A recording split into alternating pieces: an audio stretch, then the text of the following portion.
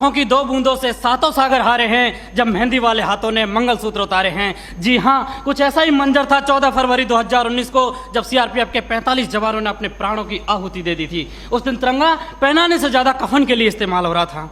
आदरणीय अध्यक्ष महोदय, सम्मान्य निर्णायक मंडल एवं उपस्थित साथियों, मैं सीआईएसएफ से उप निरीक्षक पिंटू राम मीना आज के वाद विवाद के विषय को केंद्रित करते हुए विपक्ष में अपने विचार प्रस्तुत करना चाहूंगा। महोदय, मैं एक सैनिक हूं और मेरे लिए तो संविधान ही गीता है, बाइबल है, कुरान है तथा भारतीय संविधान के अनुच्छेद 33 के तहत मेरे मौलिक अधिकार इसलिए छीने गए हैं ताकि मैं देश की रक्षा कर सकूं, देश के आत्मसम्मान और मान मर्यादा को बचा सकूं। उतना ही नहीं, माननीय सर्वोच्च न्यायालय द्वारा 1964 में रामस्वरूप बनाम भारत संघ मामले में स्पष्ट किया है कि एक सैनिक के लिए राष्ट्रीय सुरक्षा ही सर्वोपरि है।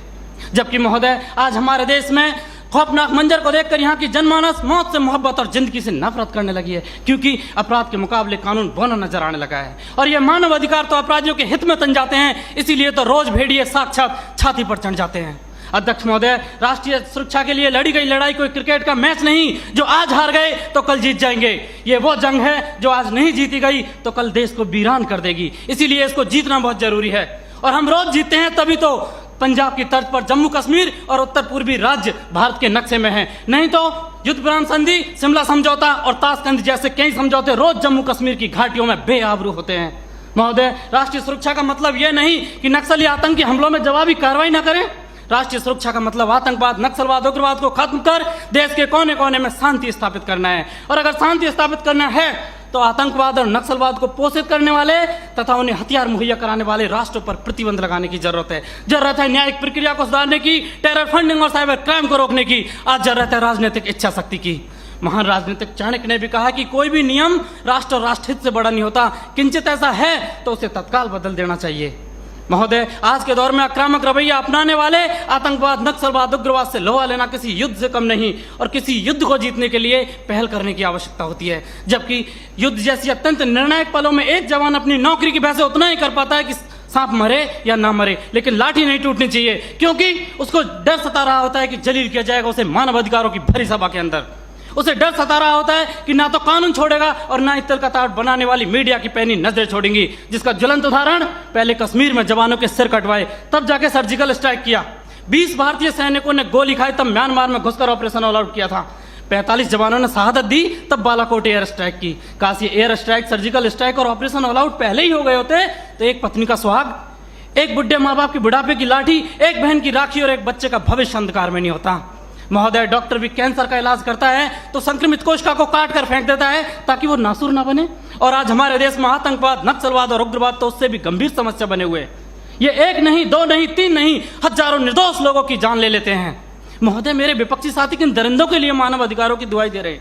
उनके लिए जो विश्व के सबसे बड़े लोकतंत्र में सत्ता का गलियारा बंदूक की नली से नापना चाहते हैं, या फिर उनके लिए जो राजनीतिक शून्य, आर्थिक विफलता और अराजकता फैलाना चाहते हैं, या फिर उनके लिए जिन्होंने 38 भारतीय नागरिकों को इराक के मौसूल में मौत के घाट उतार दिया था और उनके घर वालों की पथराई आंखों को मिला भी तो सिर्फ ताबूत और ताबूत में मृत्यु प्रमाण पत्र, या फिर उनके लिए जो राष्ट्र विरोधी नारे लगाते हैं, अब जलम शर्मिंदा है, तेरे कातिल जिंदा है, कौन है अफजल का कातिल, भारतीय संविधान या सर्वोच्च न्यायालय? क्यों दरकिनार करना चाहते हैं मेरे विपक्षी साथी इन सब घटनाओं को? क्योंकि साथ सच्चाई को बर्दाश्त करने की क्षमता नहीं रह गई आपके अंदर। महोदय, सच ये है कि हमारी बंदूक की नली से निकली हुई गोली को 1000 बार सोचना पड़ता है कि उसे कब, कहां और किसे लगना है, जबकि एक आतंकवादी की गोली को कोई निर्णय लेने की आवश्यकता नहीं होती। एक जवान की उंगली अगर ट्रिगर पर है तब हम यहाँ खुली हवा में सांस लेते हैं। -40 डिग्री तापमान पर एक जवान अपनी हड्डियां गलाता है तब हमें सहूलियत मिलती है बुद्धिजीवियों की तरह बातें करने की, सहूलियत मिलती है संवेदनशील होने की, डिस्को जाने की और त्योहार मनाने की। अध्यक्ष महोदय, सच्चाई यह है कि दुश्मन देश के बाहर ही नहीं, देश के अंदर भी हो सकता है। मंदिर, मस्जिद और गुरुद्वारे में भी हो सकता है, यहां तक कि सदन के अंदर भी हो सकता है, जिसे नकारा नहीं जा सकता। और ये मेरी जिम्मेदारी है कि बाहर भीतर हर तरफ देश की रक्षा करूं, और ऐसा करते वक्त अगर मेरे और मेरे परिवार के मानव अधिकारों को कुचलना भी पड़ा तो मेरे लिए सौभाग्य की बात होगी।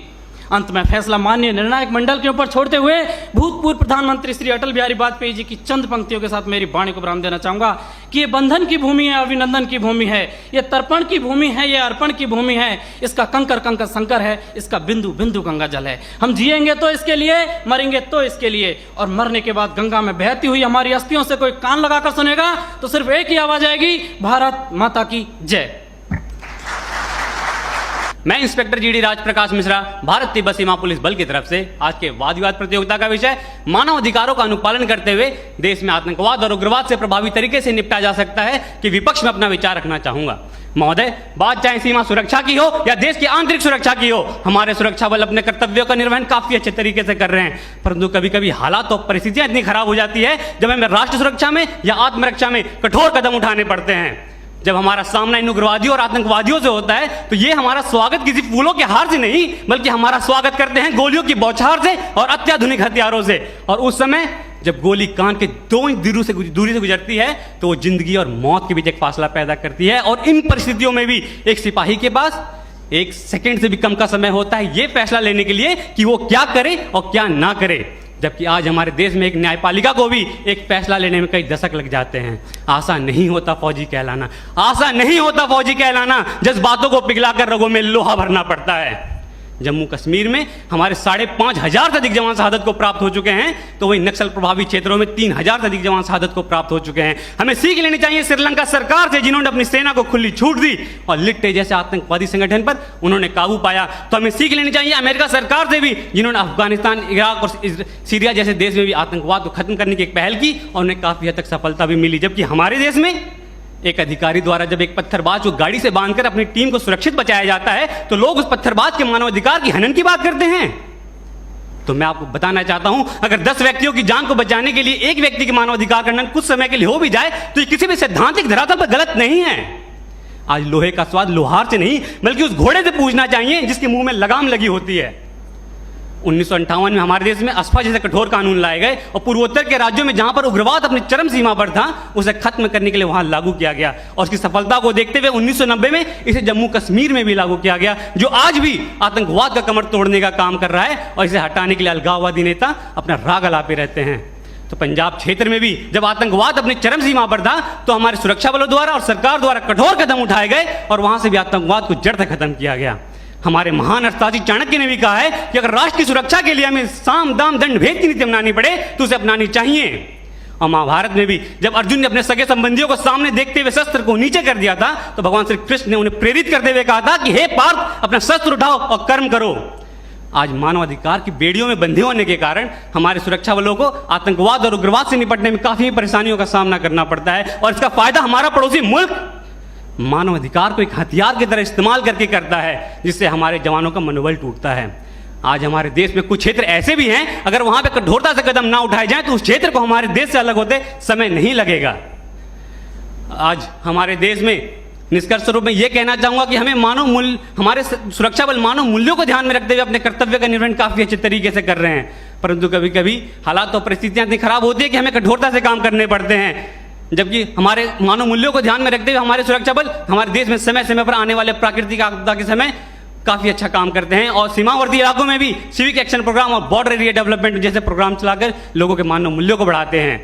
और हमारे देश में हमारे आज अजमल कसाब जैसा आतंकवादी, इनका कोई जाति धर्म मजहब नाम पहचान न होने के कारण आसानी से देश में घुस आते हैं और मुंबई हमले को अंजाम देते हैं जिसमें हमारे देश के 166 निर्दोष व्यक्ति मारे जाते हैं। तो वे आदिल अहमद डार जैसे आतंकवादी पुलवामा हमले को अंजाम देते हैं आम जनता के बीच में छुप कर रहते हुए और हमारे सीआरपीएफ के 44 जवान शहादत को प्राप्त हो जाते हैं। तो अब इनको इन्हीं की भाषा में मुंह तोड़ जवाब देते हुए हमारे सुरक्षा बलों ने पठानकोट, बालाकोट, उरी जैसे सर्जिकल स्ट्राइक भी किया और आतंकवाद को जड़ से खत्म करने का भी काम कर रहे हैं। और अंत में निष्कर्ष स्वरूप में यही कहना चाहूंगा एक फौजी के तर्ज में कि कभी ठंड में ठिठुर कर देख लेना, कभी ठंड में ठिठुर कर देख लेना, कभी तपती धूप में जल कर देख लेना कैसे होती है हिफाजत मुल्क की, कभी वर्दी पहनकर देख लेना।